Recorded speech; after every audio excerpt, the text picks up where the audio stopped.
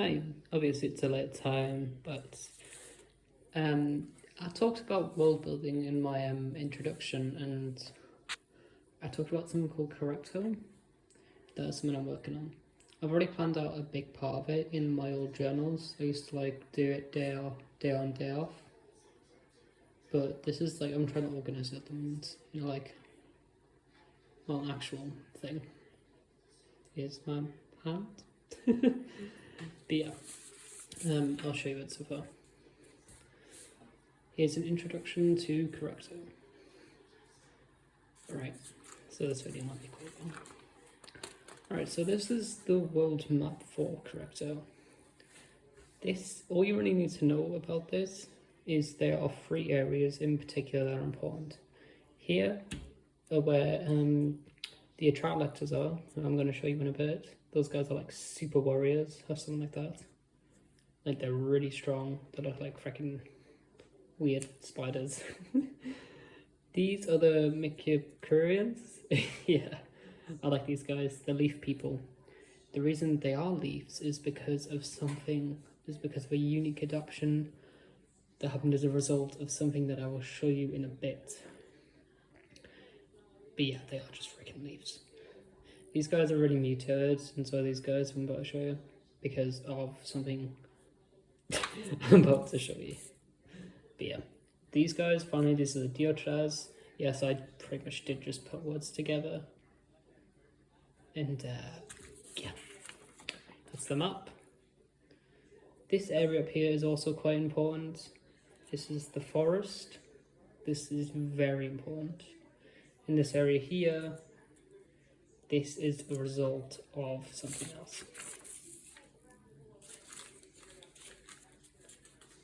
Alright, here's the first character. Talked about these guys. These are the Mikicurians. They are quite literally leaf people. Quite importantly, I should mention they have these things called Zolo real bonds. What these are essentially are their life force. They were a result of something called the Golden Wall. Oh, I might be getting mixed up or something like that. Yeah, it was a result of the Golden Wall. What these Zoroastrian bonds do is they hold them together, they give them life. And a unique adaptation, when the Mikicurians die, they spread their power to other Mikicurians. Anything else?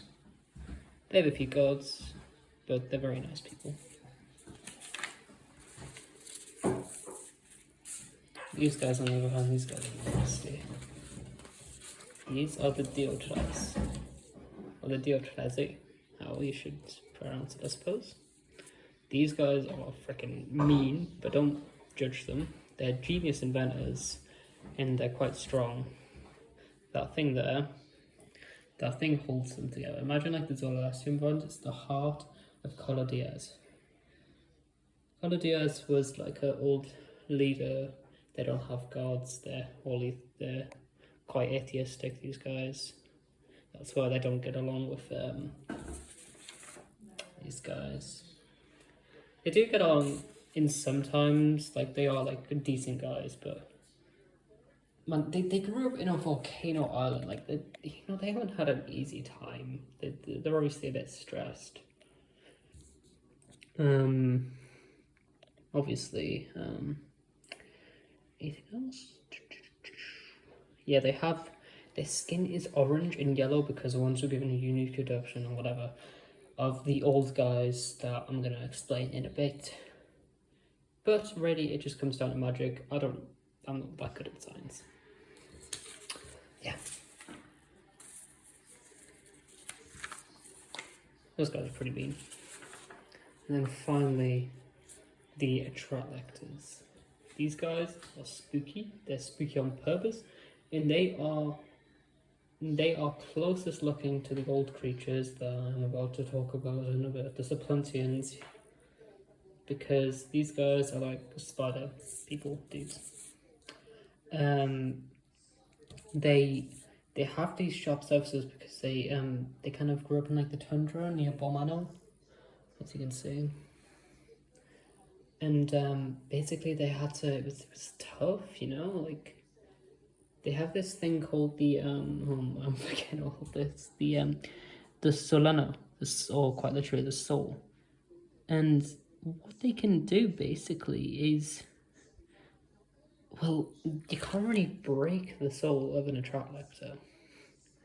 Or if you destroy the soul, it will kind of reform. This gives them like a really powerful healing ability, and they can kind of control like the natural world. That makes them very powerful, like very powerful, and great warriors. Alright, get into the first topic. I kept on blabbering on about these guys. This is topic 1. If you're wondering why it's like grey and stuff, I use tea bags. And this is topic 1. The idea of this is like I've actually kind of little details here. I've like kind of cut it apart more open, just to like kind of signify the collapse of these dudes. Pretty trippy thing there. But yeah, here's the old world before the collapse. You'll notice there was a lot more land, and that was due to something called the fog that I will not let myself talk about. I kind of mentioned it before. Essentially, a big disaster happened in old Kirecto, or Porndot. It's called that for a reason. There's funny chess reference in there. Yeah, these guys, these were like the old guys. These are the Supplantians, as they call them now. These guys have like adaptations from their like evolutionary stage. Basically, they had a really rough time of evolution, but they got there eventually due to a lot of funny things. The Atratlectors, the Mercurians, and the Deotrats all have unique adaptations drawn from these guys, right? Obviously, some things are environmental, like the Deotrats. Basically, like there's nothing like really you can spot here. Maybe the black eyes, maybe the skin, or something here. But these guys, like the Deotrats, were formed mainly off like the environment, because these guys, due to the fog, some stragglers went to Velasio. What's this? No, this place over here. The fog wasn't as concentrated over here, but it was like a big volcano island and loads of volcanoes and stuff. They went over there, and essentially what happened with them is that this thing here, this thing is awesome because it lets them control the natural world like really well, much better than the Atratlectors. Like they have complete control of like their emotions, and not their emotions, but like physical things like pain and stuff. That made them really strong. Until they killed themselves. Yeah, so this so what happened is that kind of degraded over time because the fog did eventually kind of spread and the toxic ash was a bit too much for it. So yeah, the Deotrats kind of formed from the hot environment, and their features, their bodily features, the eyes and other things in their youth that kind of caused that sort of thing, they kind of came from turtles. Those very spiky hedgehogs. Alright, here's a history of these guys. The Shadow People. Yeah, pretty trippy name. I came up with that. So well forgotten. Yeah.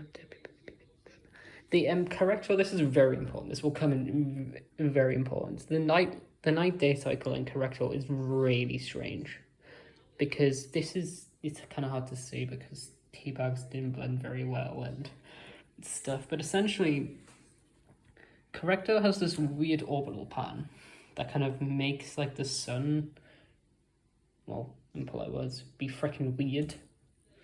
And it's just, it's a multicolored sun. So in some areas, like it'll go rainbow, and they'll have like this kind of like light will come down that'll have like an effect on the environment and stuff. That will come in very important later.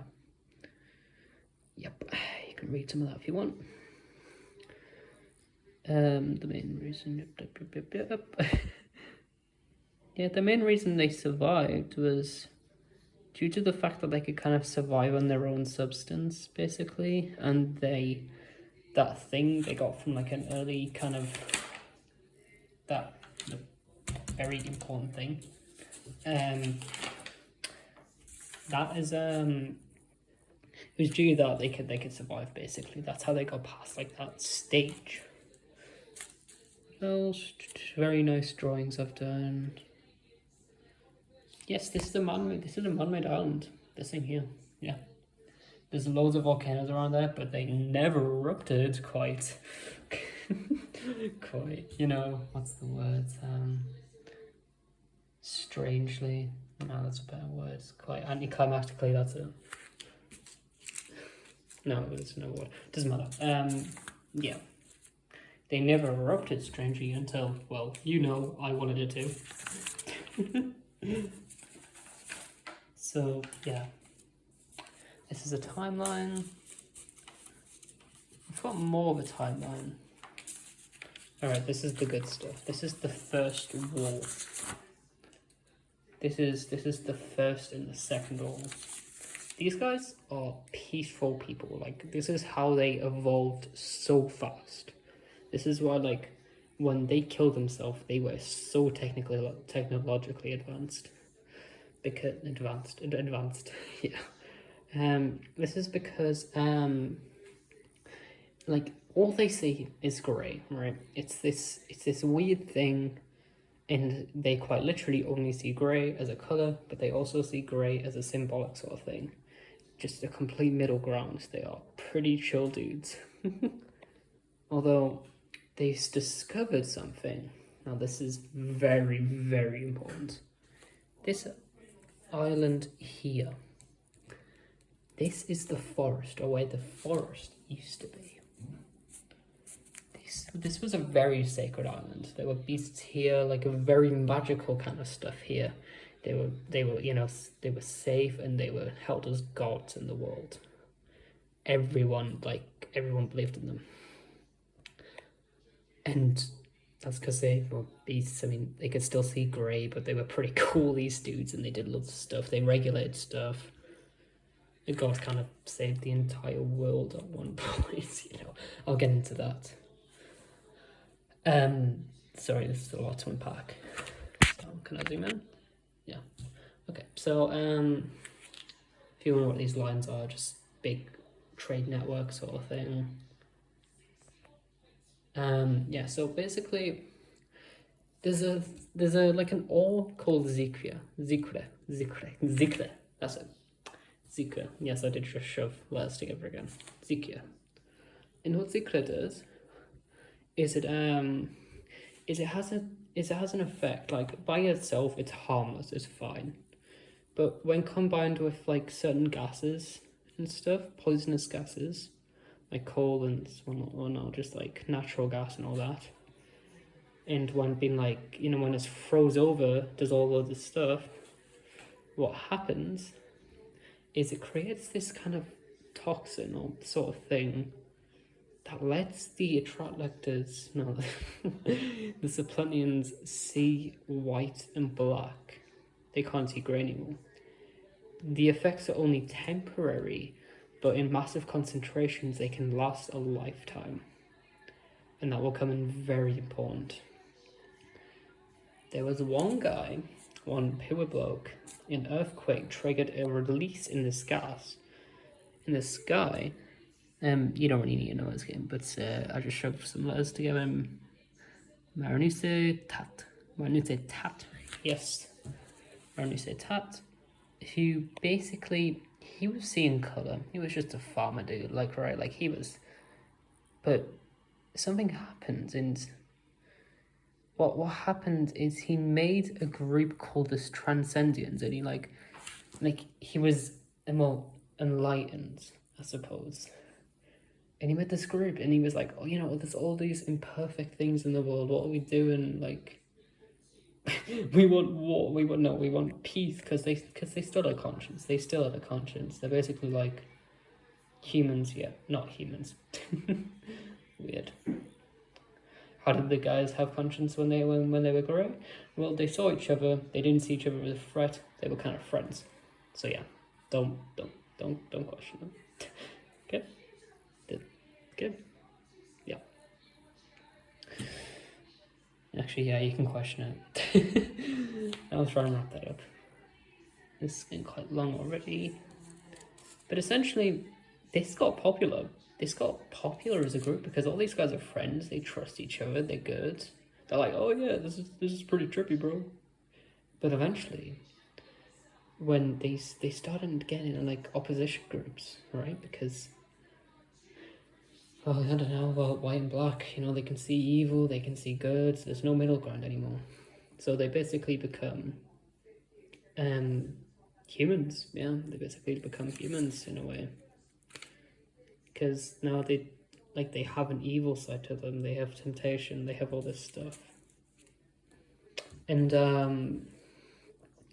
eventually the effects got so weird they could see color, and this was just like, this kind of just made everything explode. It was like, yo, there's like these really weird things, like what, I'm gonna call it blue. That's what that is. So yeah, it's a lot to unpack. I'm very sorry. Essentially, they had a war.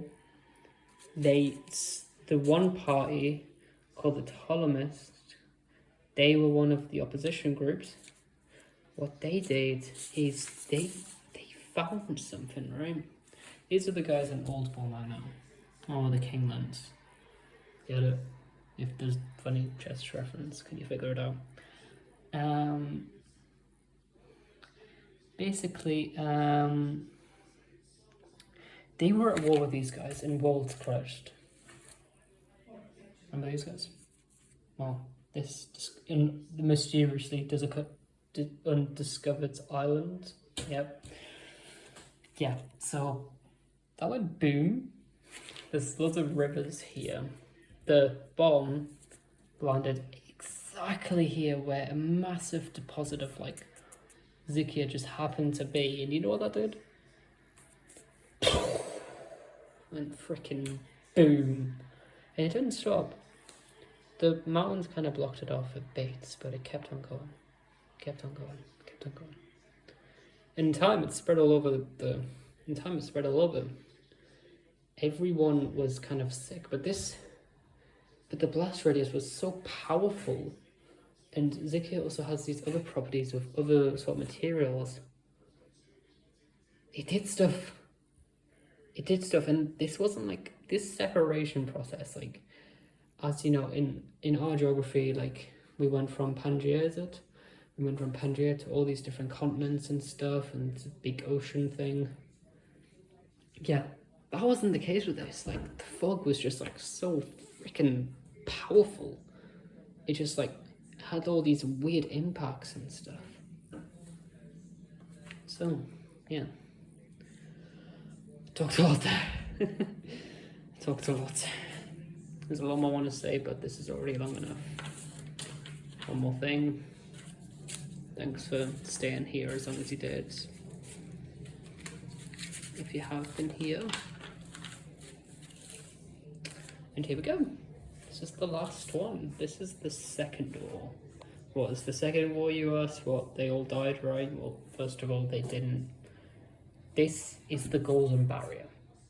This thing formed as a result of well, unique geography and like these like lights basically. And then one god, by the way, the gods got corrupted by the fog as well, and they were kind of evil, but then there was like one good guy who was like, guys, what the hell are you doing? He kind of stopped coming. He was big brain. Yeah, he kept something called the Golden Shore up. This protected these guys for millennia. He had a big battle with the other gods who went after him. Eventually, he died. But before he died, like the absolute beast he was, he made a like puncture. And in Dom Planel, that's the continent name, there is all these like more pen lines, if you will. These are crystals. These are crystals. This kind of stopped the fog. These absorb the fog. These are like trees, kind of. These are pretty cool. And these are completely unique. They can't be broken by the evil gods because it's just, this guy was just such a freaking legend or something like that. Yeah. Alright. Finally. Yeah, the second wall. Okay, so a few areas above. Over here, where the Supplanter Sea now is, the undiscovered area that is mysteriously undiscovered yet. Still because poison sea and stuff. This is shielded, well, not all of it, but this part here, in Mount Ptolemaic, this part is safe. This is going to come in very important, very, very later. Basically, these guys survive. Disappointments, they survive. They survive. And, they're a bit weak, but they survive, and they are gonna be freaking. They're gonna be important. But nobody saw them yet, don't worry. So I don't know why you would worry, but yeah, these guys have their own unique stories. The second war for the guys in Mount Ptolemaic consisted of these guys, like, kind of fighting. Some guys corrupted by the fog, but not so corrupted that they were like dying immediately. They survived, and at first they came over, they were like, okay, yeah, we're chill, okay, I'm so sorry to all of that, yeah, sorry, man.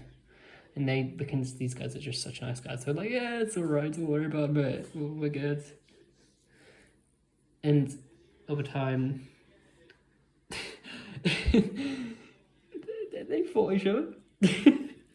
they did some stuff. They fought each other, yeah. But eventually, some guys did come out on top. Some guys who still saw grey came out on top. Middle grounds, remember. And finally, this is the very important part. If you want area here, also known as the birthplace of the Mercurians, this is their adoption, right? They survived in this little area over here.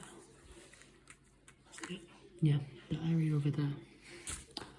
And what they did essentially was, it's kind of when this area here with all the mountains, this is like a completely lush area. It's there because it's there. No, a river is really fertile and it has all these nutrients and stuff. It kind of formed this landscape. It's like this beautiful, beautiful place. Very highland though. They formed as a result of a plant falling. That plant contained certain, like, that plant kind of, stay with me, evolved into a creature and it released a type of spore. This spore was toxic, but also a really good medicine. So it's weird. If you don't even know about that, that's just funny. The Mercurians survived. They were underwater a while. They are quite literally plants. They came from plants. Yeah. What happened here is these guys, when the Golden Wall broke, before the crystals could really do much, they were corrupted by the fog, right? And what the fog did is it, the fog, well, they're not very nice, you know? So they start killing each other again, yeah, as you do. And when the beasts came, remember the story I just talked about with the golden shawl, the beasts helped basically wipe them out. They might still be strugglers, perhaps, but I don't know. We're not going to talk about that now. It's fine. Although nobody's explored into this central area of the desert yet, because it's desert wasteland, and it would be awfully convenient if there were to be a settlement But yeah, that was very long. Thank you so much for staying with me. I hope you like this. I know it doesn't make sense in areas, and that's fine. I'm trying to keep it good. Cheers for watching this long. Have a good one.